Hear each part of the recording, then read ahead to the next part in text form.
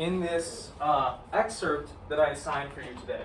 So today I asked you to read basically chapters 3 and 4 of Marcus Aurelius' Meditations. And this book, or this collection of chapters of personal essays, they were never intended to be published by this guy. They were actually basically just his journals, his journal entries that he was writing to himself. And somebody, after his death, he wanted them burned, actually, but somebody after his death saved them. And thank God for that, because I think there's a lot of wisdom and there's a lot of cool stuff that we're going to be able to talk about today that are in these chapters. So does anybody know who this guy was? Have you ever heard his name before?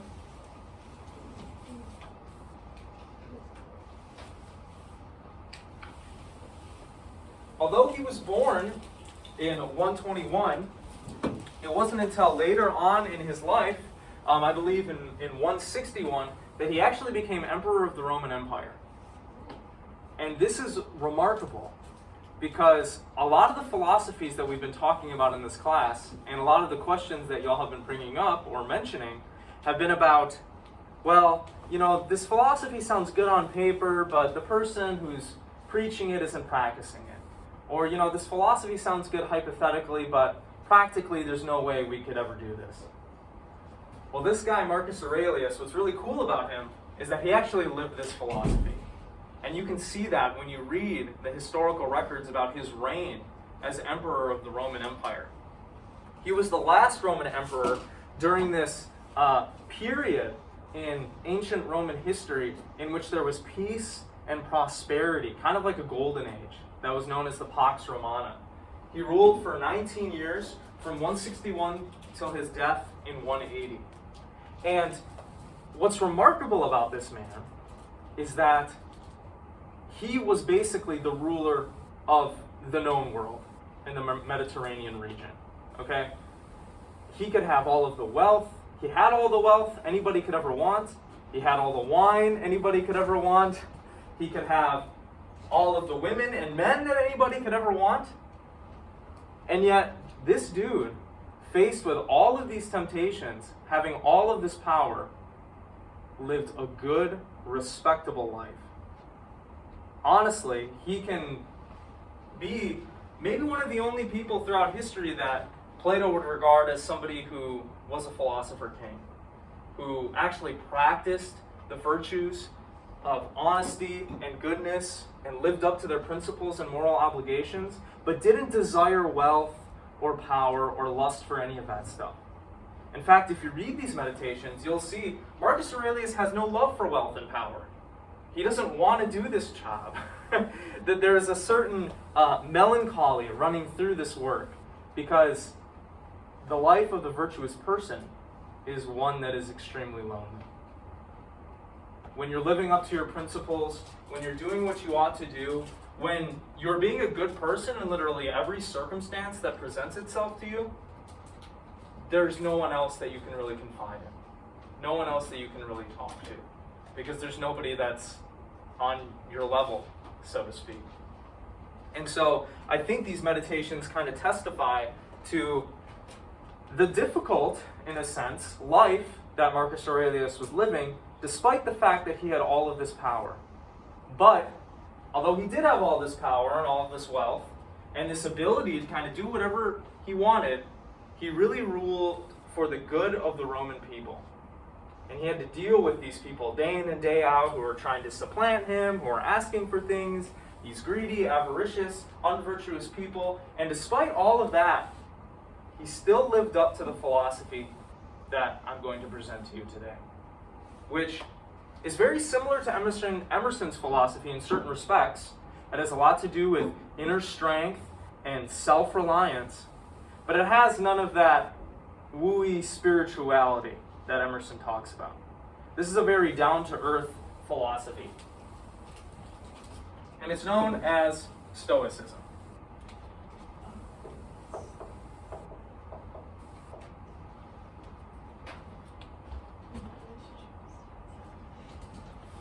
Stoicism was basically an outgrowth of philosophy that was developed during the time of the ancient Greeks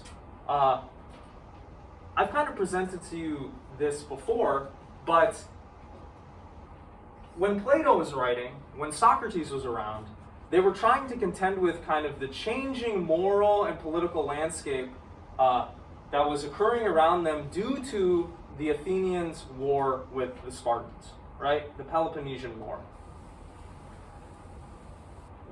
What ended up happening is this infighting between different Greek city-states in the ancient Greek world left the Greeks open to being conquered by the Romans, which eventually happened. The Romans kind of swooped in and took over all of these Greek city-states, and this philosophy of Stoicism can be seen as an outgrowth of the Greek philosophy that was absorbed and influenced Roman culture and politics.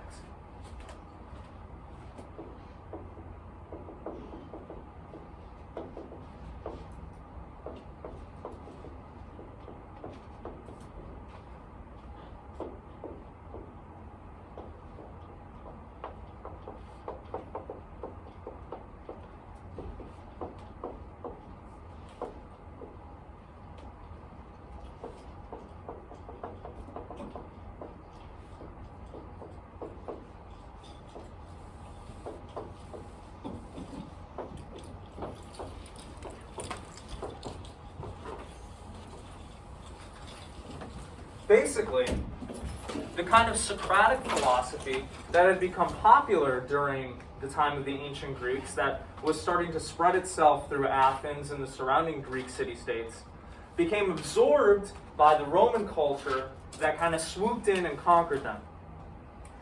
Socratic philosophy basically ended up splitting into kind of three different primary schools of thought.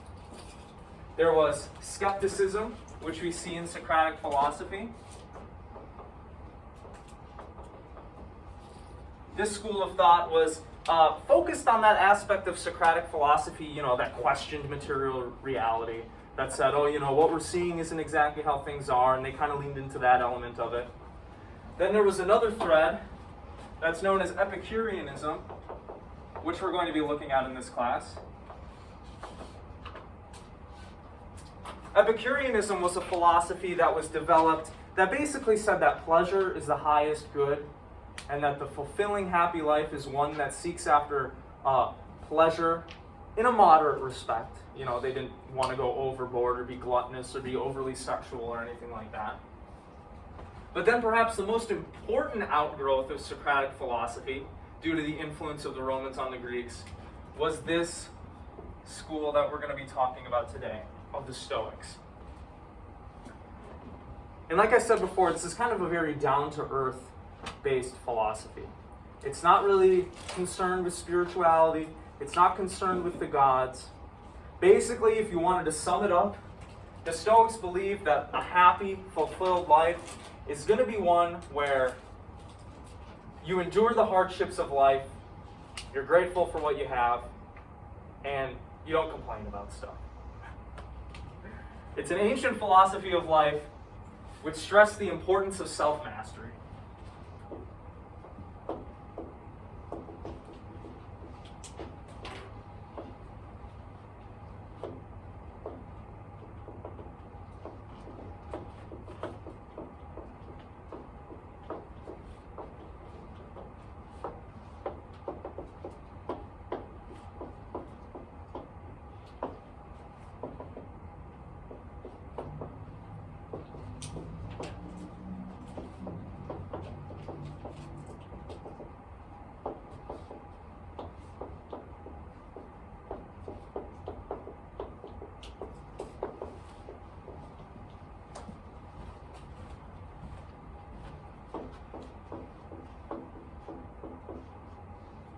Especially control over one's own emotions.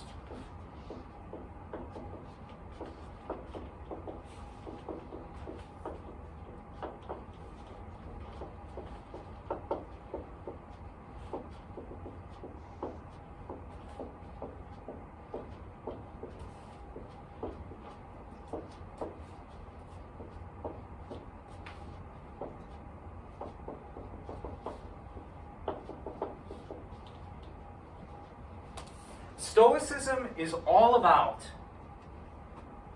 structuring one's life and training oneself to be free of fear, to not worry about the things over which you don't have any control, and to live up to your moral obligations and principles. For the Stoics, the happy, fulfilled life is one that meets their moral obligations, that fulfills their moral obligations, that doesn't complain about everything, that doesn't whine, that doesn't have self-pity,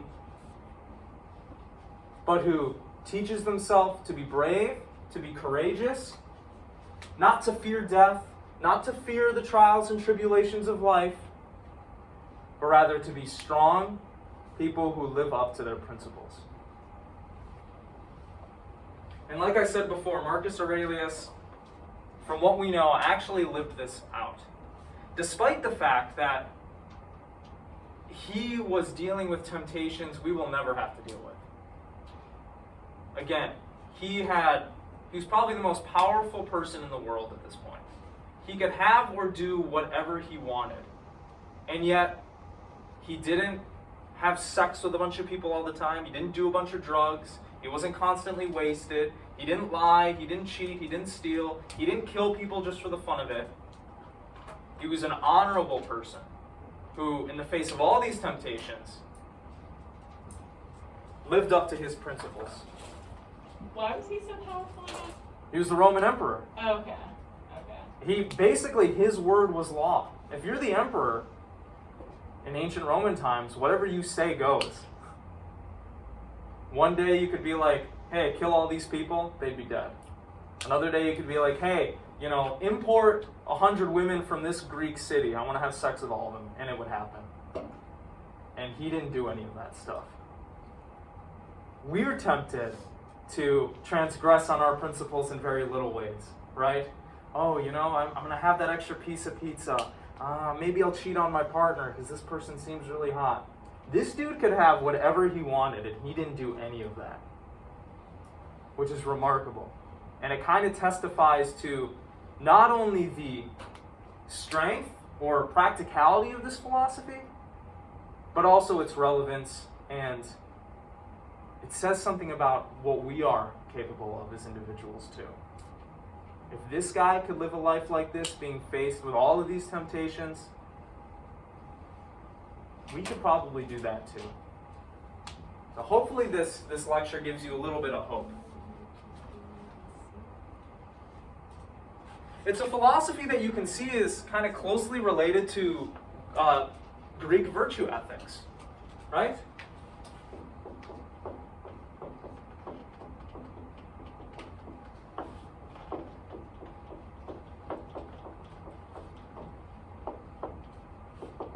What was Aristotle's virtue ethics about? Who could remind the class? What was it all about? Yeah. Being a good person and living a virtuous life. Right. How do we do that? Practicing virtue. Right. You're right. We practice, right? We don't go overboard trying to fulfill our desires all the time. Stoicism is related to that. It's about organizing your soul and your life in such a way that you do the moral thing, you do the virtuous thing when the opportunity presents itself. You don't backslide. It takes practice. It takes hard work. Stoicism is all about that. This is not an easy life to live, right? Constantly living up to your principles is not easy. We transgress on our principles all the time, even if we don't want to admit it. I mentioned before that it is one of the three primary outgrowths of ancient Greek Socratic philosophy that influenced Roman culture when the Romans swooped in and conquered them. Epicureanism argued that the highest good, or what we should be pursuing in life, is pleasure. Stoicism rejects that completely. Life isn't about pleasure. Life is about becoming the person you're capable of being, living up to your moral obligations.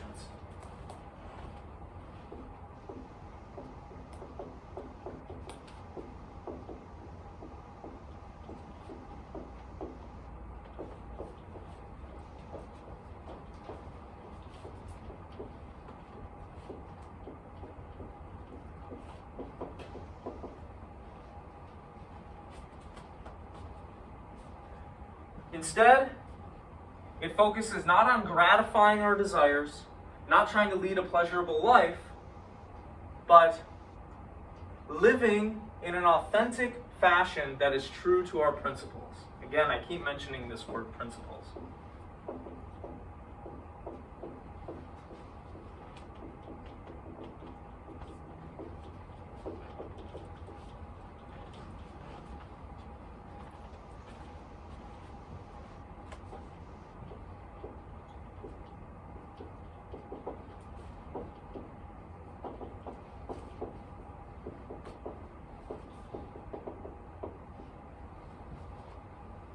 What's remarkable about Stoicism is it's a great example as the concept of what Dr. Michael Segru calls philosophy being the great equalizer.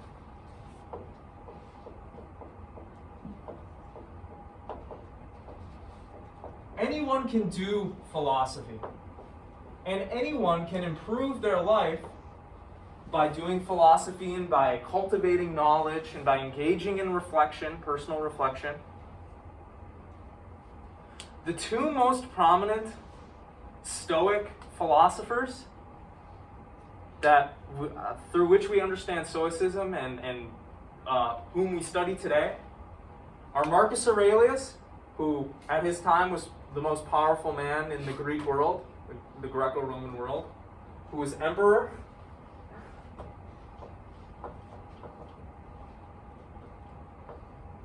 And this guy named Epictetus, who was a slave.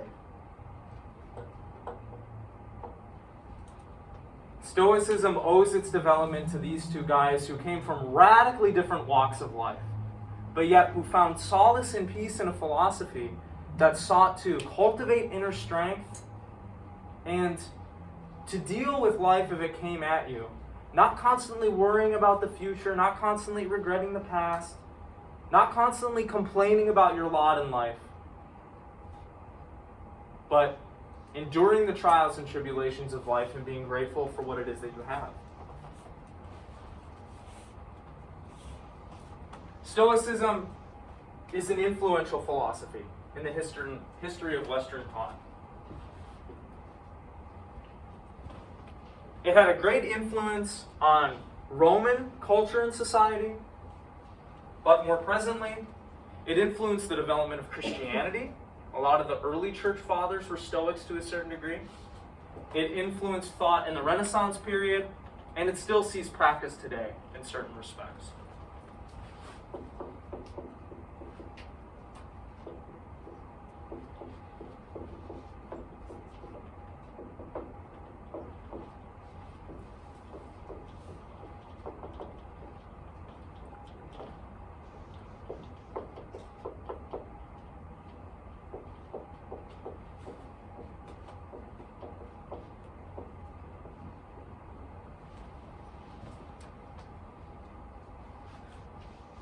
It's kind of the pseudo-philosophy par excellence that, all American dads tend to have, right? Oh, don't complain, do your duty, be a good person.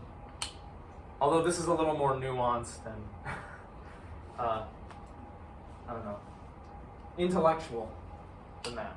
Can you read what that says? I cannot. Yeah, it's influenced Christianity, the Renaissance, and sees practice today.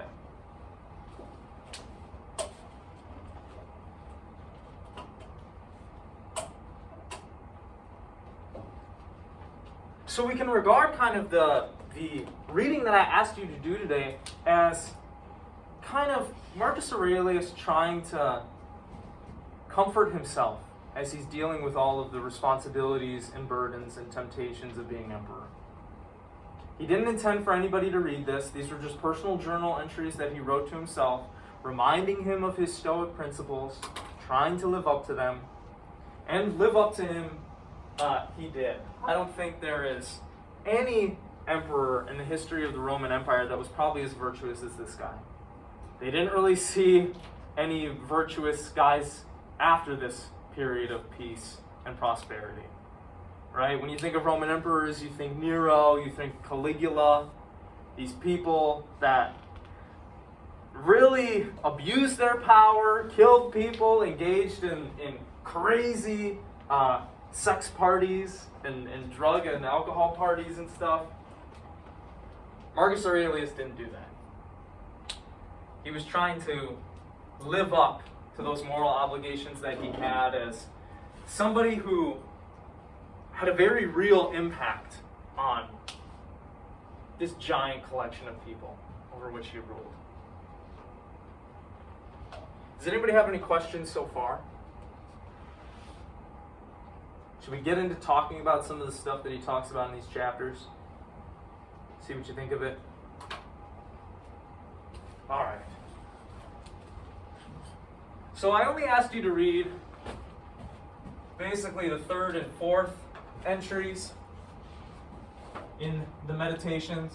But I would highly recommend that you all read the whole thing when you get a chance. It's not that hard to read. And I think it's got some insight and some wisdom in it that is useful today. I would also highly recommend that you check out Dr. Michael Sugrew's lecture on Marcus Aurelius on YouTube. He does an excellent job of talking about Stoic philosophy and what Marcus Aurelius is getting at in these meditations. It's a very good lecture.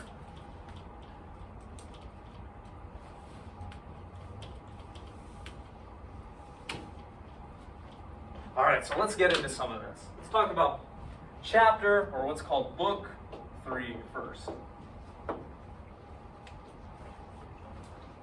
Did anybody see anything in this section that jumped out to them or that spoke to them or they thought was interesting? Yeah. I actually didn't get to finish reading this, but the beginning, I was just talking about all these people, like how they kill these people, but they still die. You know, all I really vibe on saying was he was just saying, like, we're all gonna die.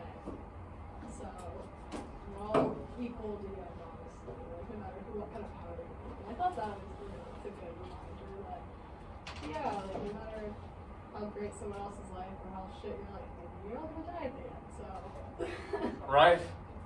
We're all headed towards the same place, kinda. Yeah. Right?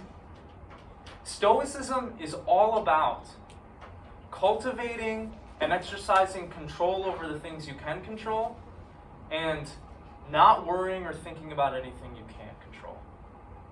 And ultimately what the Stoics are going to say is the only things that you can control are your own thoughts, behaviors, and actions. What your parents think of you, you can't control. What's going to happen to you tomorrow, you can't control. What society is like, you can't control. And so why worry about any of that stuff? Why be anxious about it? Why complain about it? Put all that crap out of your mind. Focus on the stuff that you can control. Because ultimately, that's the only thing that you have the only thing you have power over. Marcus Aurelius is linking that concept or that idea to death, I think, in the opening pages of this section. He's saying, look, everybody's going to die. Everybody eventually becomes lost to time. You know, we're not going to be remembered forever. So why do we worry about death? Why are we so anxious about death? We have no control over it. It's going to happen. So why worry about it? Why think about it? Does anybody else connect to this idea? No? You're like, I think about it all the time. Do you want to think about it all the time? Depends on what it is. Like, I was just in a class, I'm in a social work class, and we were talking about like things in society. We're talking specifically about like trans laws that just came in place in different places. And like, yeah, it's not affecting me like right now, but like, I don't know. The only way that we can change it is to think about it, like think about a solution. And like in that sense, like I don't mind thinking about it, because then we can make things better for other people. But like, I don't know, then I'll have like intrusive thoughts. I'm like, oh, the guy sitting behind me on the T is gonna like kill me. That's why he's carrying a grocery bag. There's not like things like that. Like those things I don't want to think about. Right. So, like, I don't know. Societal changes. I think that it's good to pay attention to them and like, I don't know, strive for better. Yeah. I think what you just said is compatible with what Marcus Aurelius is trying to get at, which is, you can think about that stuff if you want, right? But don't let it worry you. You know, don't let it stress you out. Like, if it is a plague on your mind, you know, that's not a good thing.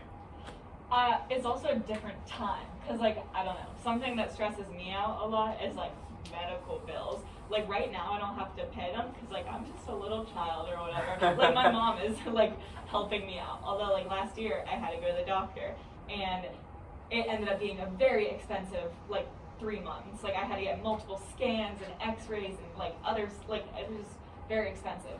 And like those things do plague my mind, because like I didn't control what happened to me. I don't even know what happened to me. I got like a lung infection. Like I can't control that thing, but I also can't control like the outcome of it, like all these bills I have to pay. Right. And like once again, like I don't know. It would be cool to just be like viva la vie, don't worry about it. But at the same time, like then I need to work harder to make this money so I can pay off those bills and like help my mom, and like I don't know. Yeah, no, I get it. Those are very real human concerns. Yeah, but like I said, You know? I don't know what it was like in 121 to 180. Like it was totally different. Like they probably did not have medical bills. They probably just like got taken care of, and like that's the way it was. So. Yeah, well, it was either you were taken care of or you weren't. Or you you had weren't, to deal yeah. with it, you know. And it was like, well, I guess I'm gonna endure this, you know, the best I can. So in a lot of ways, it's probably a lot worse back then. Yeah, just different issues. Yeah. I've really tried to like follow like Stoicism in my life like in the past. Like, I really did just come to the conclusion that I'm a worrier and like I'm a very anxious person. And I really like, there was like probably like a year ago, I was like really trying to like follow Stoicism, like not worrying about stuff. But it just left me really unhappy. I don't know. Like I felt like I wasn't like listening to like myself more, I guess. And, like so for me, like I just don't think it's for me. I just worry about like, everything and anything, and that's kind of like how I go about my life, which isn't good either. But I don't know, Stoicism also didn't help me. Like, it didn't fix anything. I guess, you know. Like I focused on not worrying about stuff, and then I was so focused on not worrying about stuff that became worrisome. And it was just too much for me. I don't know. Well, what does the word in our culture? What does stoic mean? Or what do you think it means? When somebody says, oh yeah, that guy's stoic, what do they mean?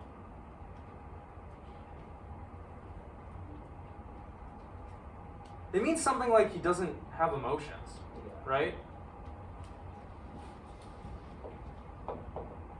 Today, stoic means something like little or no emotions.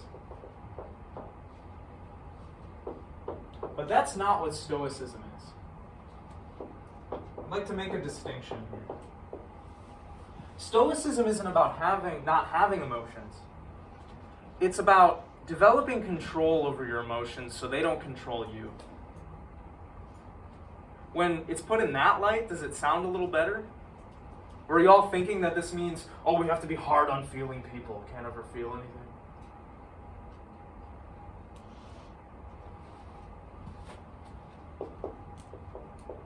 Do y'all think that we should cultivate control over our emotions? Or no? So that they don't rule us? I think to some extent, but sometimes I just want to cry over my problems, and I just like want to let that out. And for me, like that is more healing than just being like, okay, I'm controlling it. You know, I'm feeling this emotion, but I'm not gonna let it get to me. Like sometimes I just need to like bawl my eyes out for an hour. And, like that for me is healing. And I feel like Stoicism kind of doesn't really agree with that. So you would say, if we were all being Stoics, maybe that wouldn't allow us to process our emotions and kind of like resolve what we're feeling inside. Yeah, for me, like, I don't know, really just feeling my emotions, whether it's anger or anything, I don't know. Or like, this is more about just like controlling that. Like, you're still acknowledging those emotions, obviously, but Right. I just need to let myself go sometimes, I guess. And for me, like, that's very healing for me. Like, if I have like all this like shit like building up over the week, and I just need to like cry at the end of the week, that's what I like to do. Okay. Do you all feel a similar way? Yeah. Like, yes. Although, I do like what you said just now more than what you said like 5 minutes ago when I was like, actually, no. I agree. Because, like, when I was talking about, like, the intrusive thoughts that I have, like, the negative ones, like, I want to be able to control it. Like, I also have a fear of, like, I don't know, like, a lot of the time after I eat, I'll just be like, okay, I'm going to get sick. Like, whatever I just ate was, like, bad, and I'm going to get sick. And, like, that nothing has ever happened to prove that that would happen. Like, I've never actually gotten sick, but for some reason, like, 80% of the time I eat something, I feel that way, and, like, I hate that. Like, it's really stupid, and I can tell myself it's stupid, but then, you know, I'll eat dinner, and I'll be like, okay, so I'll get sick now. Like, I wish I could control those emotions or, like, thoughts that I have, because I know that they're dumb and irrational, and, like, I don't want them. Like, they're not serving me. They're making me feel worse. So, like, yeah, those kind of emotions. But then, like, what Delta was saying, like, if you need to cry, cry. Like, I think that's good. Like, I don't think you should ignore them. Just, yeah. Give them the attention that they deserve. Yeah. I think there's definitely a... I think that kind of idea can be compatible with Stoic philosophy to a certain degree, though you wouldn't catch Marcus Aurelius crying about anything. He would be saying, no, I'm not going to cry. Crying doesn't do anything. It's not useful. I'm not going to complain to anyone about anything, right? That doesn't solve any problems. So he would take kind of a more hard-headed approach to it, right? Which is, in a way, something that we can see as, there's an aspect of that seems good, but there's an aspect of it that seems unfulfilling or not always useful.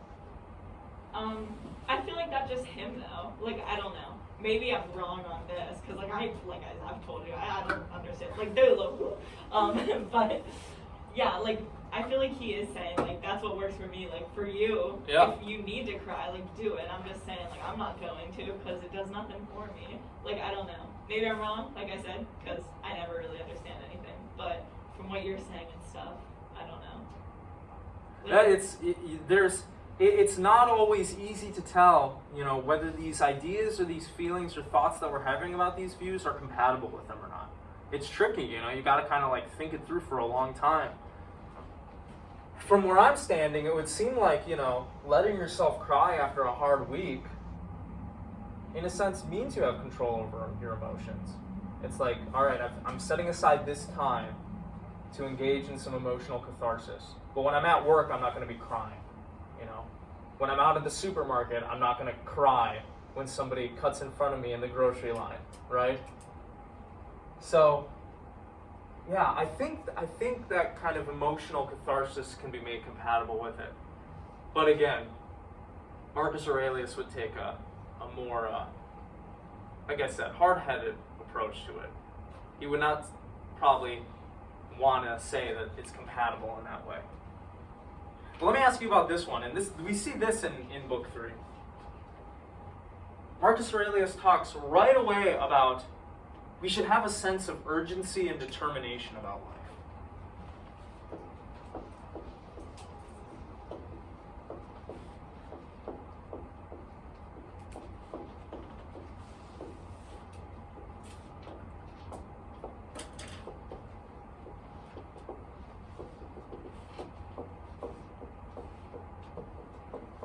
At one point in the Meditations, he remarks, look, when you wake up in the morning, get out of bed and start doing your shit.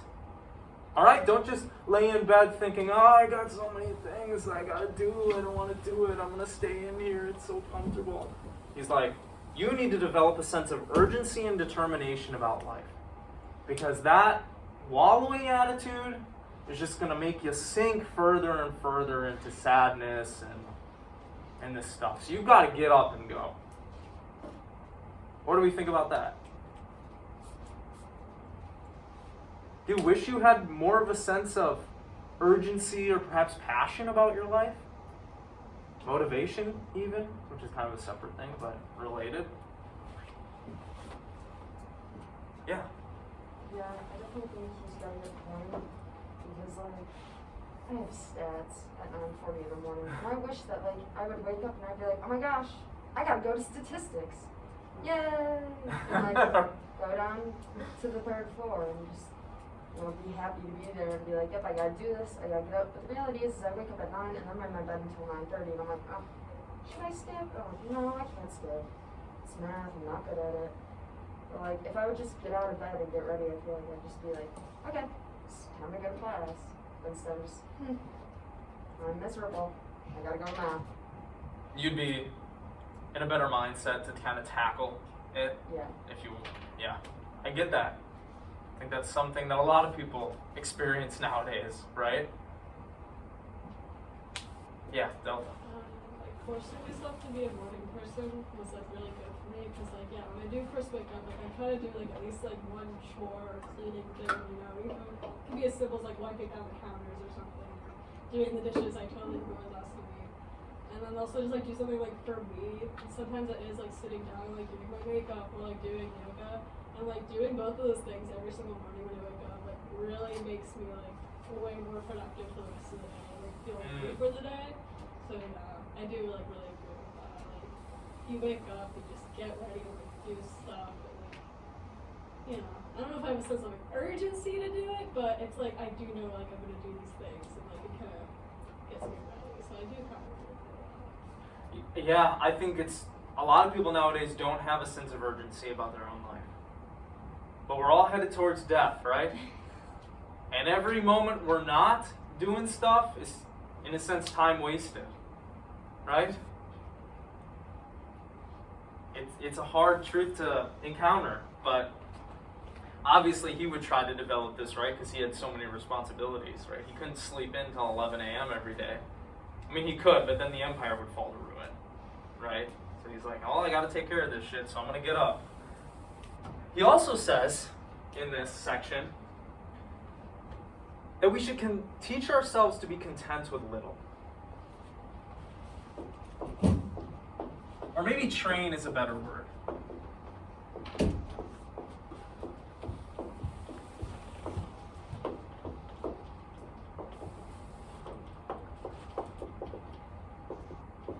He makes several points in this section. I'm just going to summarize some of them. Train ourselves to be content with little.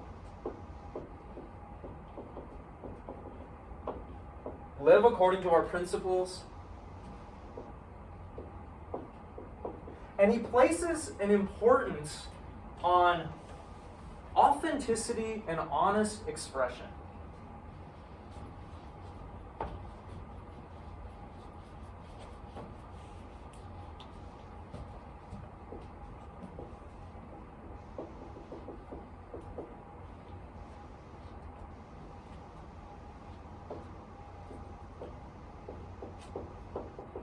This is something that we saw in Emerson, right? Honest self-expression. Don't just bottle everything up inside. Don't just merely accept and conform to what other people are telling you to do. But if you disagree with something or if you have something to say it. Right? Don't let people's expectations of you cause you to become small. Right?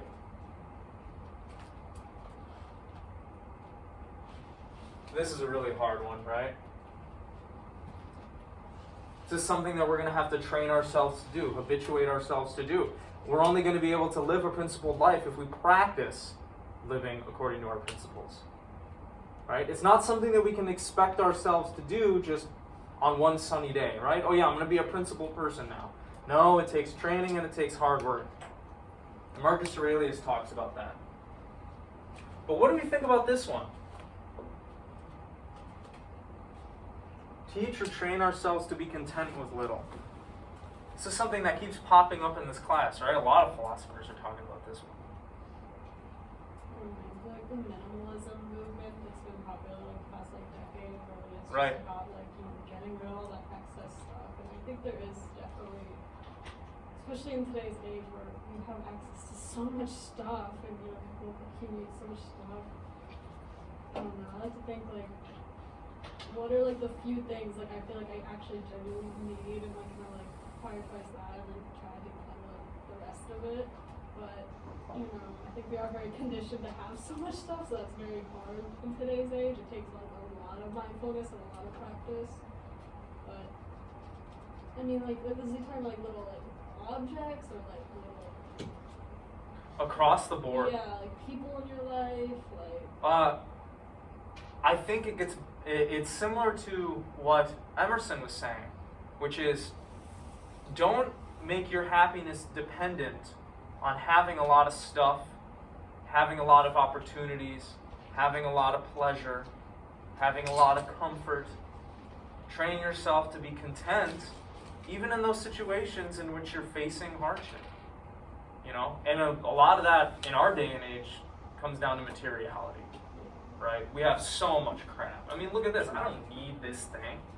I don't need this thing, right? I'm wearing this because my lovely partner bought it for me, but so many people, it seems, us included, we externalize our happiness, right? And we're like, oh yeah, these things are going to help make me happy.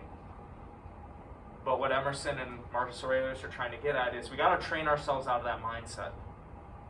You don't need all that crap. You've been conditioned to think you need all that crap, and now you're buying all that crap, but is there anybody who disagrees with this? I mean, I personally think that I myself am a maximalist. I like having stuff. Even if it's just a stupid little skeleton that I got at Spirit Halloween that I'm gonna hang on my wall and it's gonna make me happy.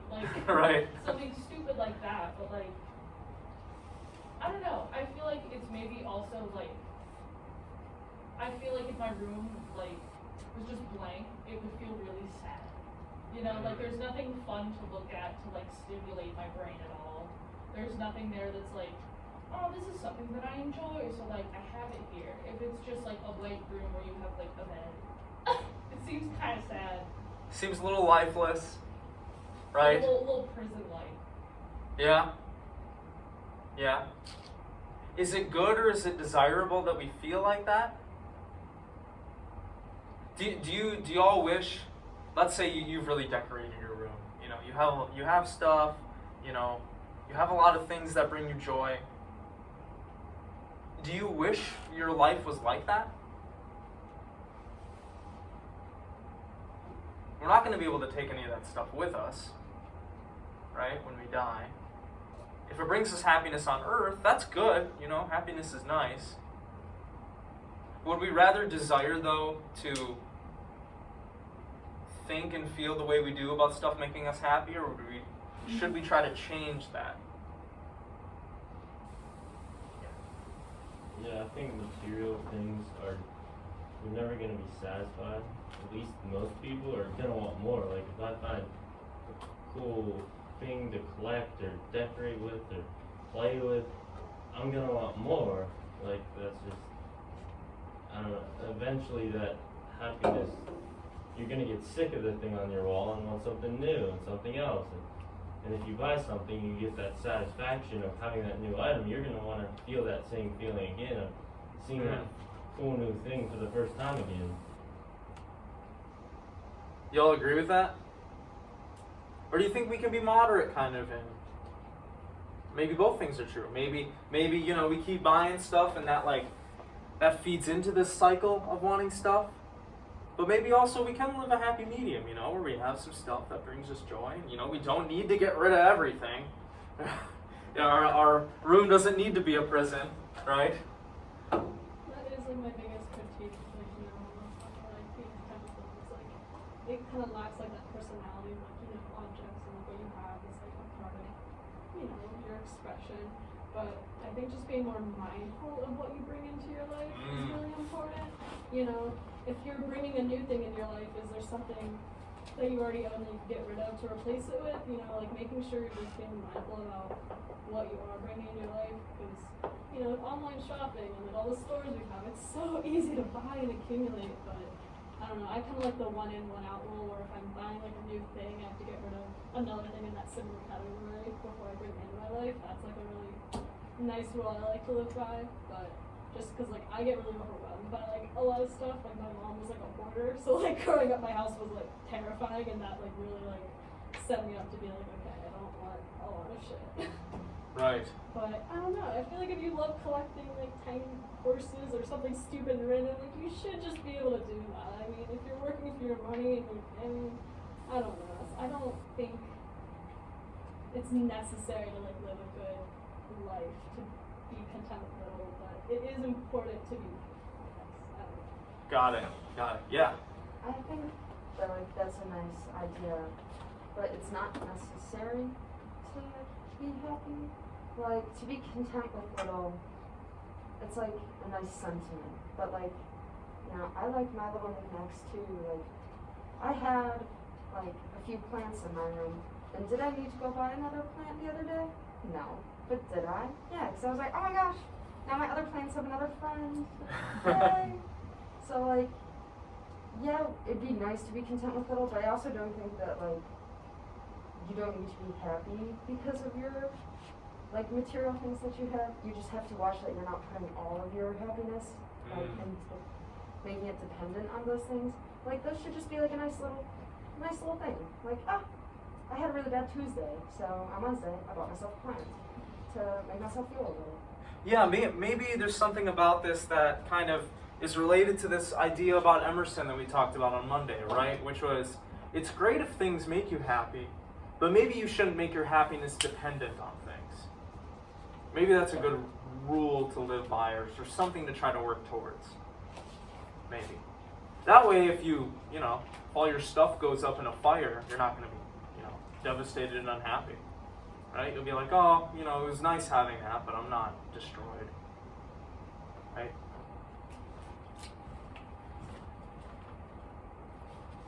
There's also a big part of what Marcus Aurelius has to say that is also closely related to what we talked about on Monday, which is, in this section, Marcus Aurelius talks about how focusing on other people's thoughts, words, actions, and expectations of you is unhelpful and mistaken.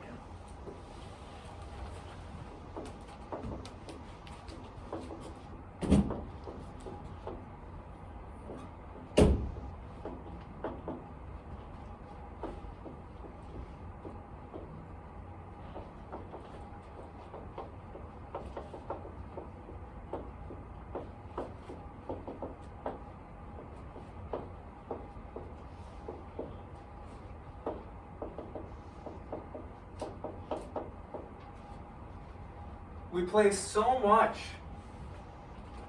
of our happiness and security and worth on what other people think about us. Right? Emerson thought that was a terrible mistake. Marcus Aurelius would agree with him.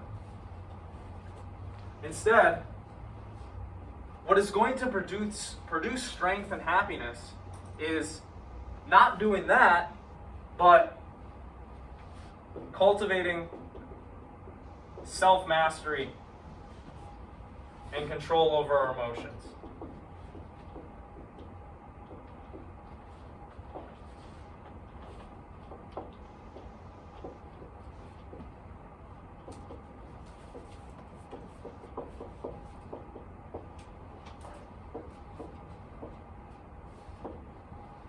If we don't cultivate some sort of self-mastery, some sort of control over our emotions, if we make our happiness dependent on things and our value and our security dependent on what others think of us, then when the trials and tribulations of life come our way, we're just going to get flattened and we're going to be destroyed and we're going to have a hard time of it.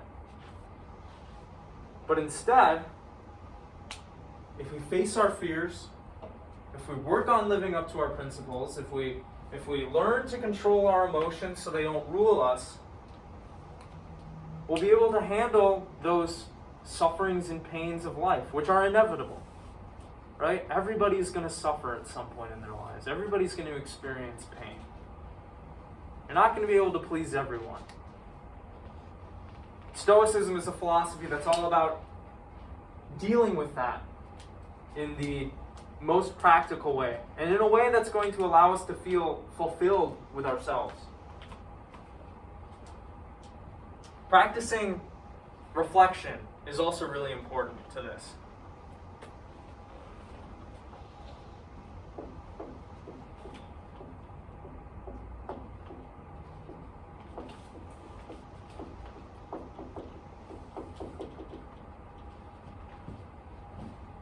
There's an aspect of Stoicism that really values exercising our reasoning capacities, reflecting on our own beliefs, reflecting on our own desires. Is that what I really want? Is this really the right move? Is this really the right way to do that? Because if we don't do that, we're liable to make our happiness dependent on other things, and we're just going to do what people tell us, and we're just going to live by other people's rules and desires and expectations.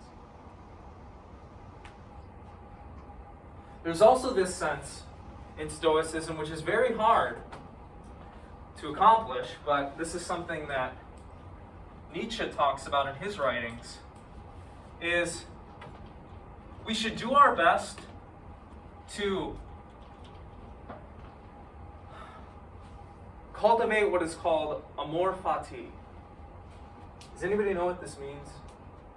Amor fati.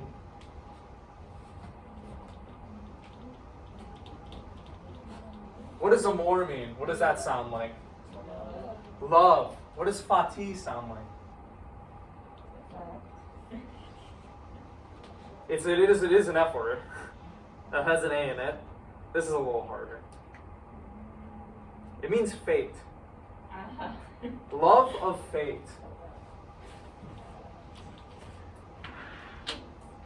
Kind of the reflection of this view in Christianity is known as quietism. Quietism was this Christian view of things that we shouldn't worry or stress about or try to control everything that happens in the universe, but quietly accept it and kind of rejoice in the situations we find ourselves. This is related to this concept of amor fati. Marcus Aurelius says we should practice seeing the beauty in nature and have love of fate, or love over where we're at in our lives, or what happens to us.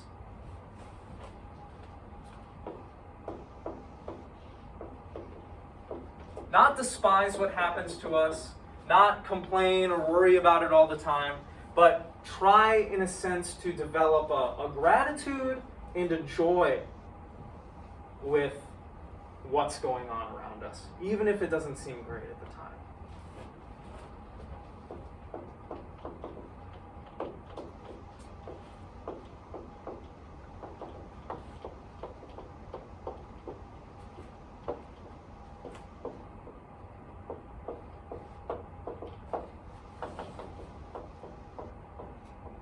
There is an aspect of Stoicism, therefore, that basically says you need to learn to see your life as a blessing, to be grateful for it, and not to despise or ridicule what's happened to you or what's going to happen to you.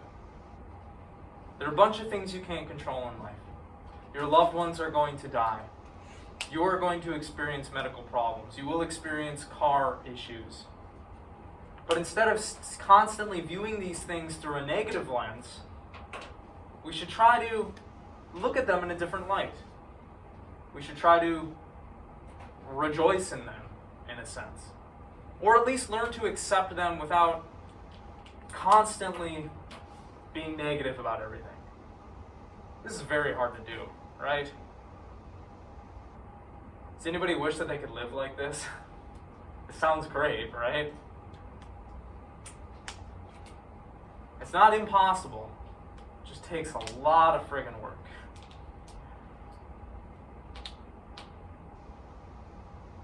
Do we feel like, in a sense, in our modern day and age, that we are disconnected from seeing the beauty in things? See some nods? How so?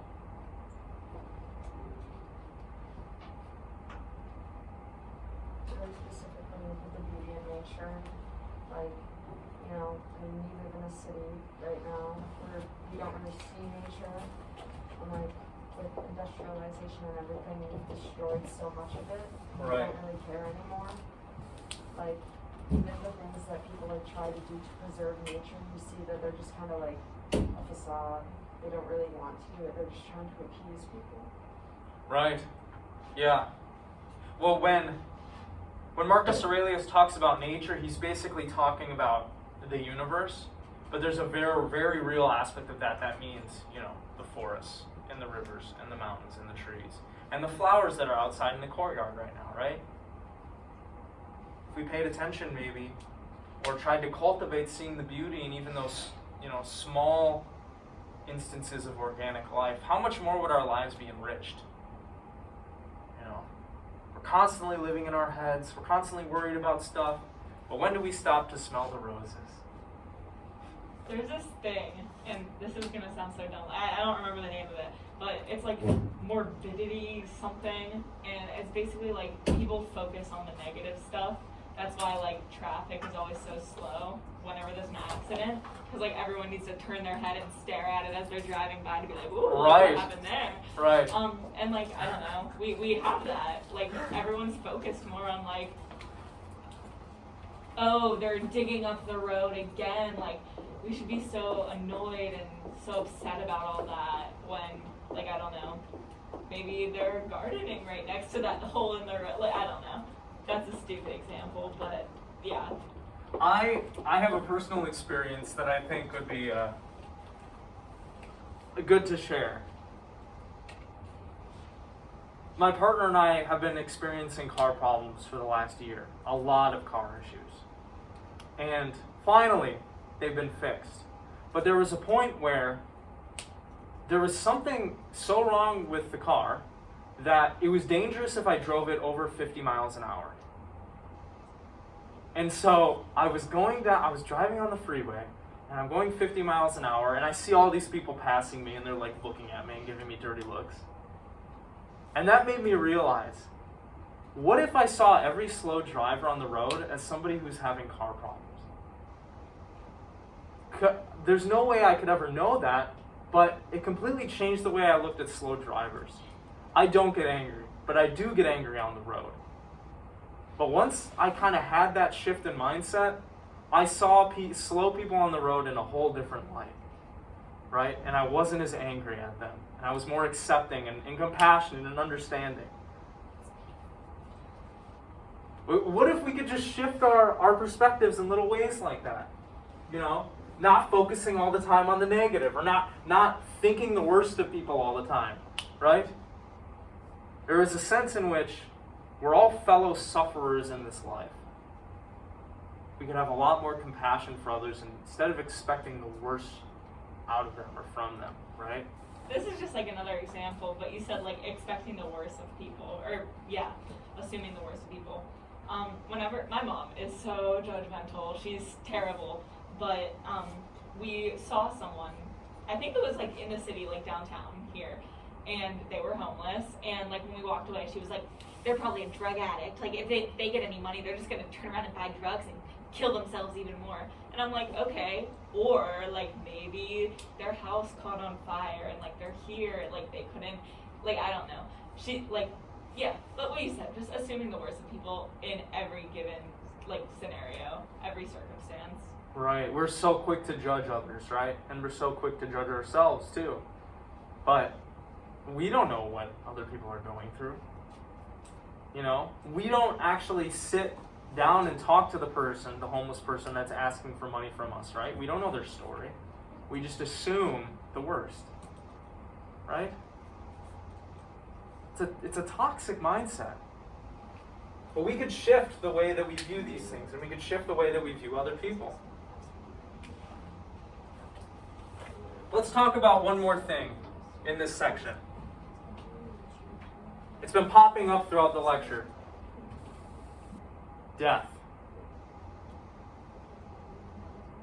Everybody in here, I bet, is afraid to die to a certain degree, right? You don't want to think about it. You don't want to think about your loved ones dying. But for the Stoics, getting rid of this fear of death was really important. Learning to accept one's death was a critical thing that needed to happen in order for someone to live a happy and fulfilled life. In this section, Marcus Aurelius argues that death should not be feared, but accepted. And he kind of gives a little bit of an argument for it.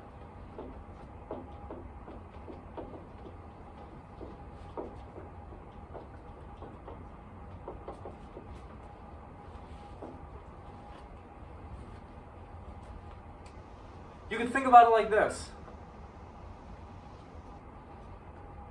Either death is going to be it, right? We die and then we cease to exist for forever. And if that's the case, that means we're never going to suffer again. How great is that? Death is the end of all of our pain and sorrow, and all potential pain and sorrow in the future.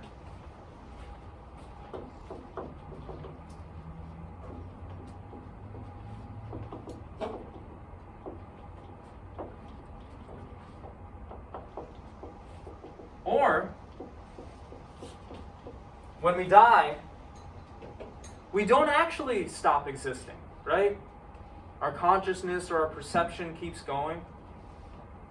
If that's the case, death is a new beginning. It's a new life. Amazing, right?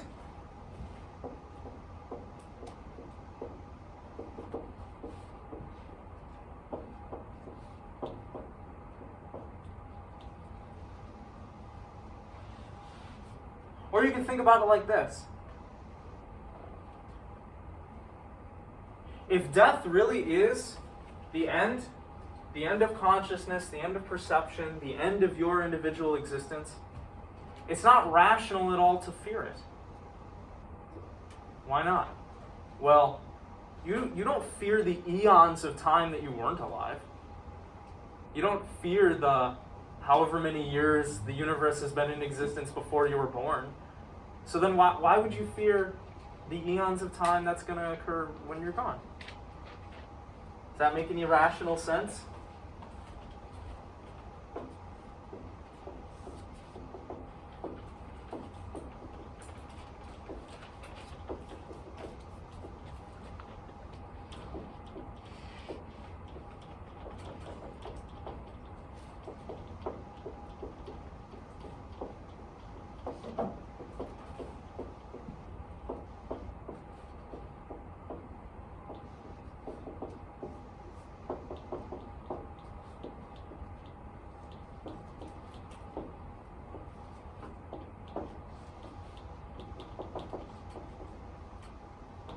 What do y'all think about looking at death in this way? Does it bring you any comfort? Does it make you think differently about the situation? This is how I believe what happened when you die. Cause I don't know, I don't really believe in an afterlife, which kind of sucks. But I've always just kind of thought, yeah, you're just gonna go back to that state you were before you were born, which wasn't anything. For me, that's really comforting, because it's I don't know, the idea of eternal life in heaven also terrified me. That eternal forever, that's a long time. I don't know if I could exist forever. That seems too much to handle. I don't know. If it's paradise, it doesn't sound so bad, but I guess, but forever and ever and ever, I don't know. For me, it's more comforting to be okay, I was gonna go back to that state I was before I was born. That's it. It's fine. And I don't know. So yeah, I think it's nice, but maybe not for everyone. How does this make other people feel? Yeah. I think it's crazy comfort because like I also have like a rational fear of like what's gonna happen when I die. Like I'm like, why do I need to worry about that right now? Like I'm living now.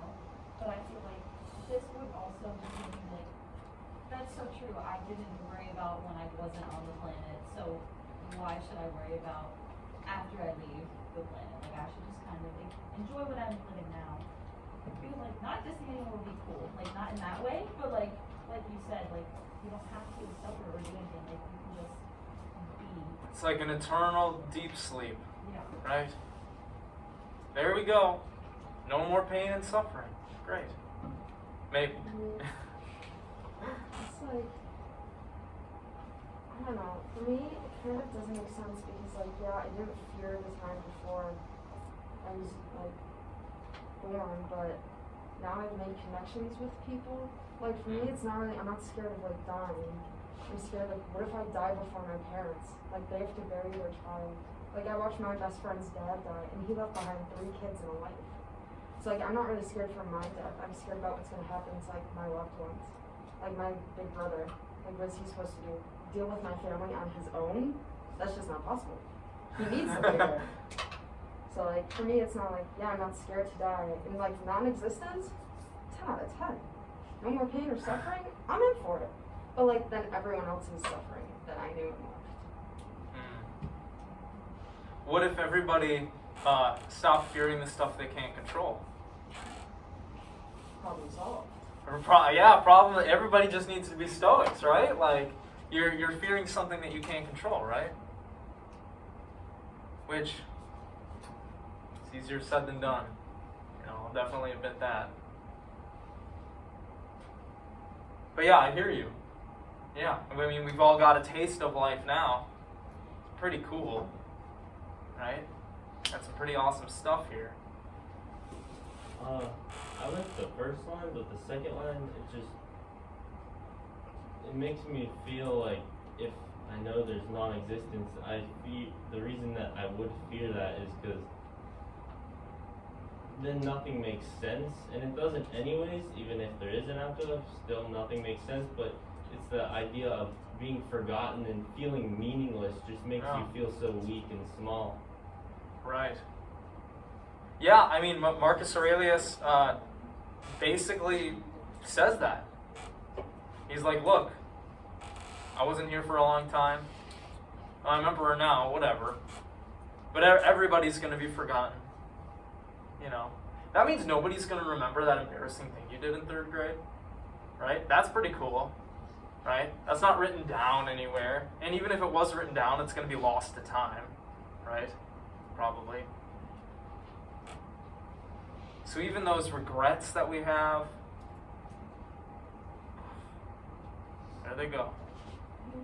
Like, biggest discontent with, like, dying is, like, FOMO, like, fear of missing out, like, what's gonna happen beyond my life, like, for real, because I'm like, you see all this, like, technological advancement over this, like, past, like, 100 years, I'm like, what's it gonna be like? I wanna know, but I'm not gonna know, I have to accept that. It's like, oh, damn, that kind of sucks. Right, And right. I wanna know what the future is gonna be, but you're not, once you die. Yeah, you know, being able to experience virtual reality so real that, you know, it doesn't feel like virtual reality could be cool. You know, maybe someday we'll actually create real lightsabers, but maybe we won't be around for that. Oh, man, that would be cool. You know, I want to play with a lightsaber, right? Or drive like a flying spaceship, you know, or something. That could be sweet. Does anybody else feel that? A fear of missing out on all the cool things that are going to be invented after you die, and you're like, I wish I could experience that. Yeah, do you have any ideas or any?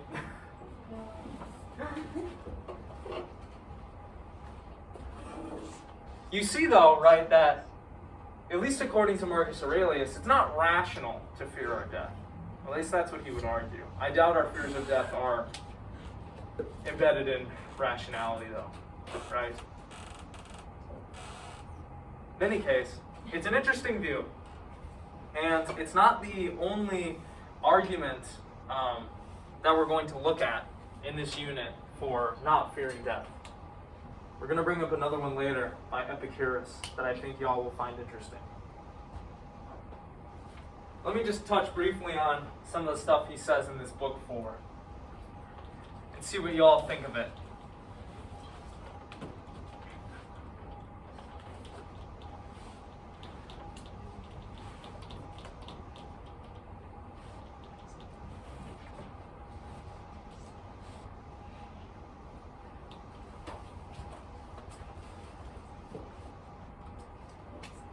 In this chapter, again, we see Marcus Aurelius trying to hammer home this idea that cultivating self-reliance and self-mastery is going to be the best strategy for offering us peace in the face of the struggles of life.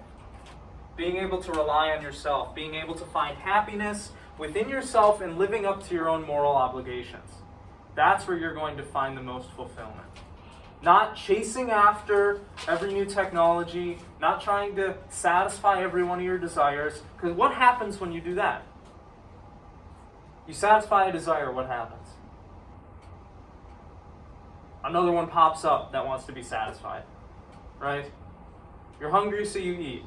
You're going to get hungry again, so you're going to have to eat, right? Playing this endless game of desire satisfaction isn't going to offer you peace and security because it's not a winning game. It's not a game you can ever win. We see this idea in this chapter 2 that is related to what we talked about on Monday, which is this idea that, in a sense, what hurts us is what we allow to hurt us.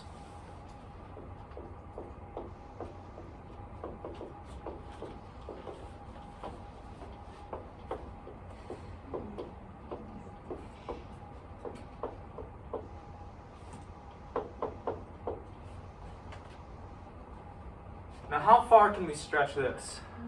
What do y'all think? Do you disagree with this? I think it's a very man thing to say. I deal with getting catcalled and harassed a lot because I walk to campus 20 to 30 minutes. Not far, but there's a lot of men in downtown that like to talk. And I would love to be just be able to ignore it, but I don't. It's I don't know. There's just so much shit you have to deal with, especially I guess as a feminine presenting person, which obviously every person deals with shit. But I don't know. I can't just not let that get to me. You know what I mean? If I really wanted to, but why is that fair? Why is that person just gonna walk away with just making rude comments and me not lashing back and Right. I should get away with that? I don't. For me, defending myself and lashing out, going crazy on them. If they're gonna make me feel uncomfortable, I'm gonna make them feel uncomfortable right back. And I don't know. That's a very not stoic mindset to have. But I think that can only go so far. Obviously, if someone says oh, your shirt's ugly, I'll be okay, well, I think your shirt's cute. That's not the thing. But that's not sexual harassment. You know what I mean? Right. I think Yeah. there needs to be a line with that. There needs to be a drawing with that. We can't just let people get away with being shit people to do. Yeah. I feel like you can't take it very far because, I don't know, people get cancer. Cancer, I mean, I've never had it, but, I've heard it's pretty painful. The chemotherapy, that's really painful, too. I don't know, in, a literal way. Disaster accidents, a car crash. I'm sure that would be pretty painful. You can't just be gonna pull myself up by the bootstraps and continue on with my day. If you're in a car accident, you could be seriously injured. That could be the end of you. I don't know. That's a very literal way of the word hurt or looking at the word hurt. But I don't know. It's kind of yeah. I don't think it's as easy as it sounds. What if we change this? Oh, Hands. not hands.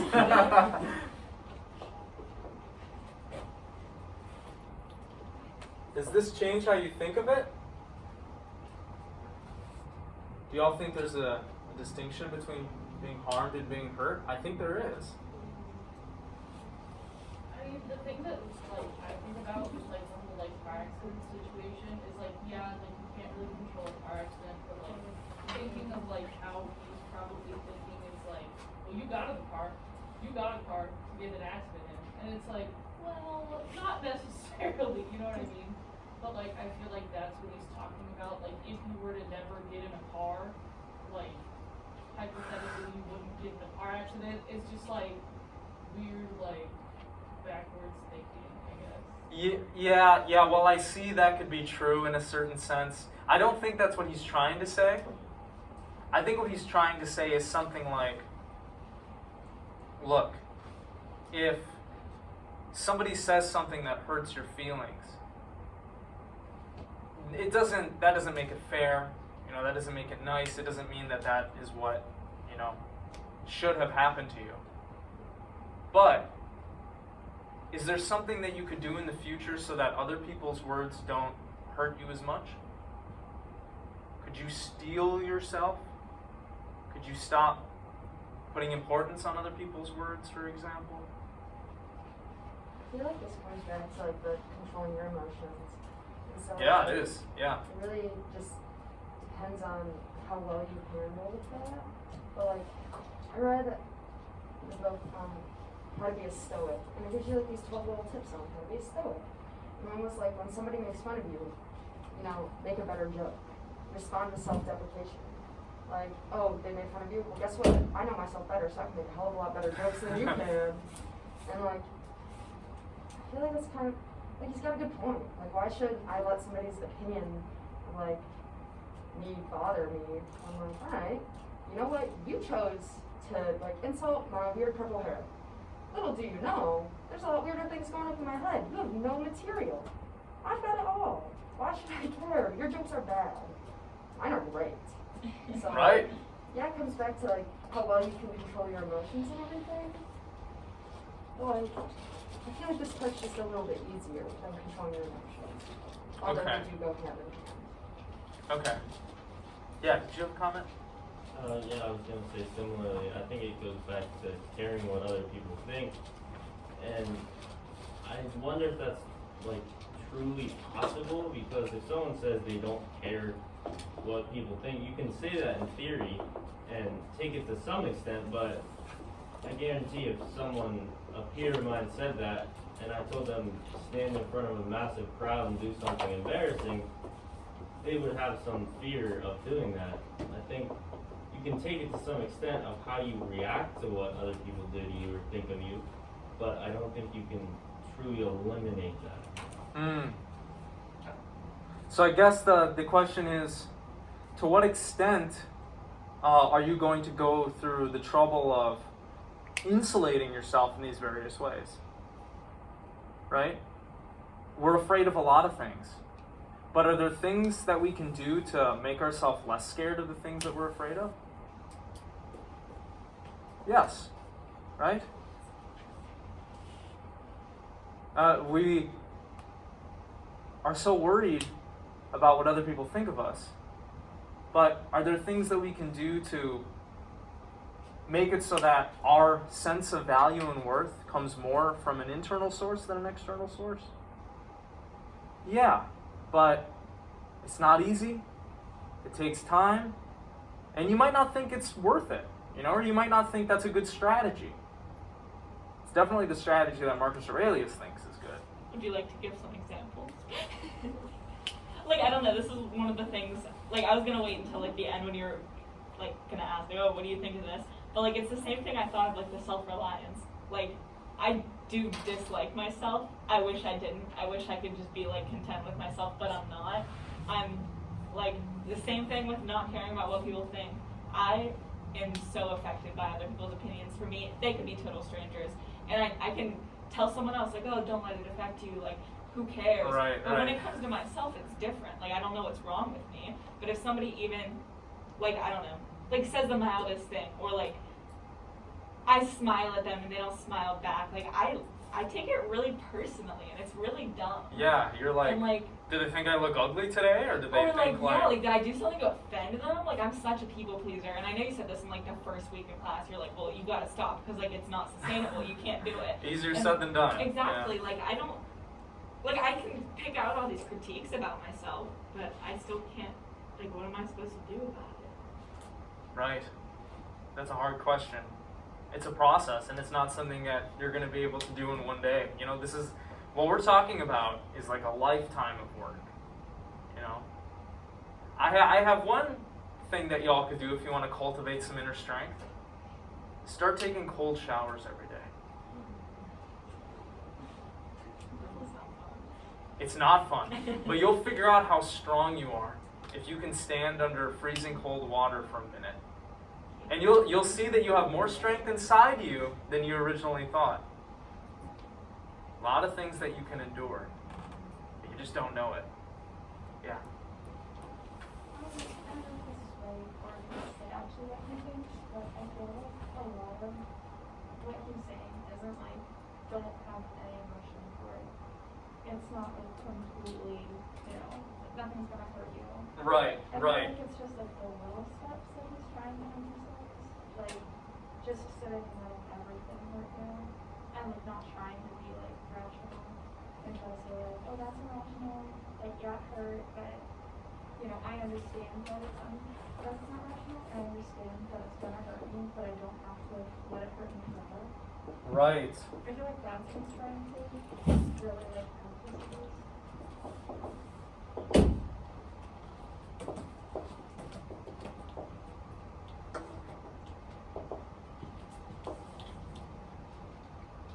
This isn't a binary. All right?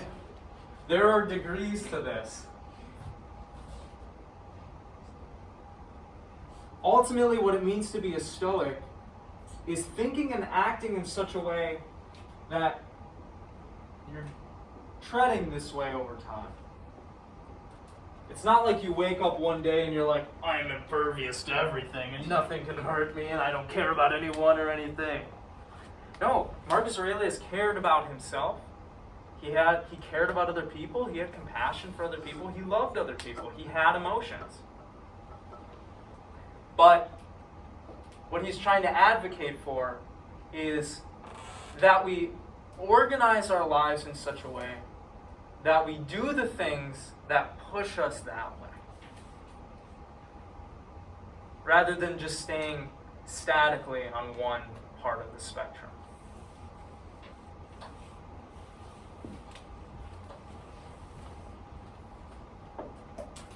One more thing I want to say, and we can talk about this point, see if you agree with it. This is a big thing in Stoic philosophy. There's no point, and it's bad, to bellyache and complain about stuff all the time.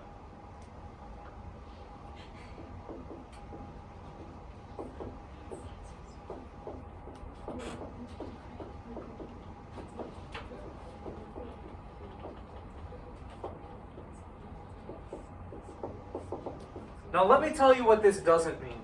This doesn't mean don't tell your partner if something's bothering you in the relationship. This doesn't mean expressing yourself to others so there can be some necessary change that happens. What this means is there's no use and point in just complaining about stuff and not doing anything to try to fix the situation. We all know people in our lives that are just constant complainers, right? Are they fun people to be around? Do you want to spend time with them, or do they drain you of your life energy? You're like, go over there, like. I used to have a friend who would get really mad at me when she would like complain to me, and I would just try to like suggest things to make like her situation better. She would get really upset with me, and now I like realize that she just wanted me to be upset with her and not like help the situation. So Right. it's, like, That's a big thing in relationships between men and women, right? That's like a stereotype. It's like, the woman in the relationship and the stereotypical relationship is like, I want you to empathize with me. I want you to listen to what I'm saying. And the guy is just like, well, here's how you could fix it. And here's what you should do. And blah, blah, right? Yeah, you see that in a lot of relationships.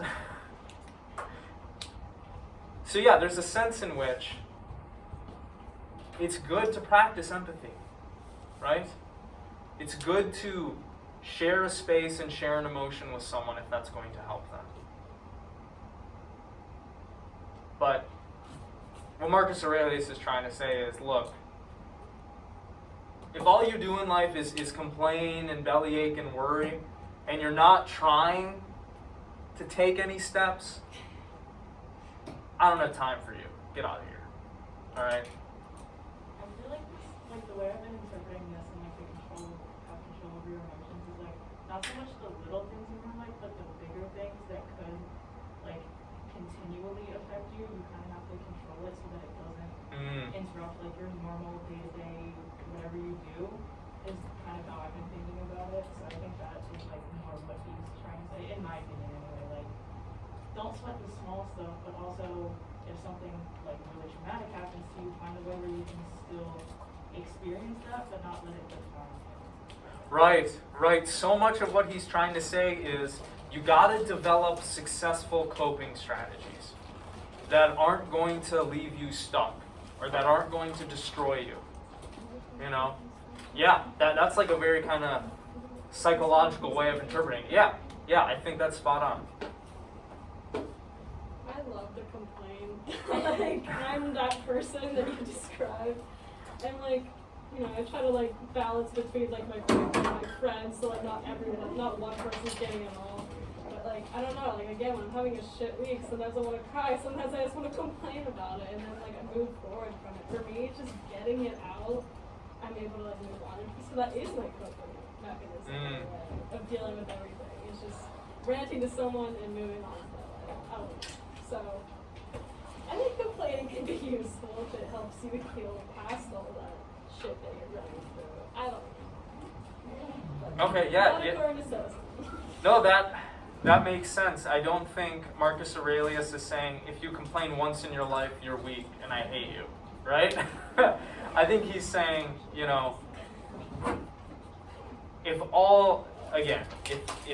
if complaining is just what you do, and you're not trying to take steps to make your life less complain worthy. It's a Stoic kind of, you might even call this kind of like a masculine philosophy, right? This is a philosophy that it was very popular and it became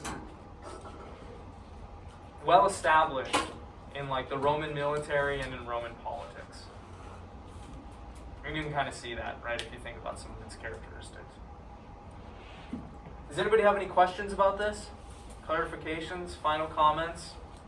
Anything you want to get off your chest? You want to tell Marcus Aurelius he's a big dumb dummy?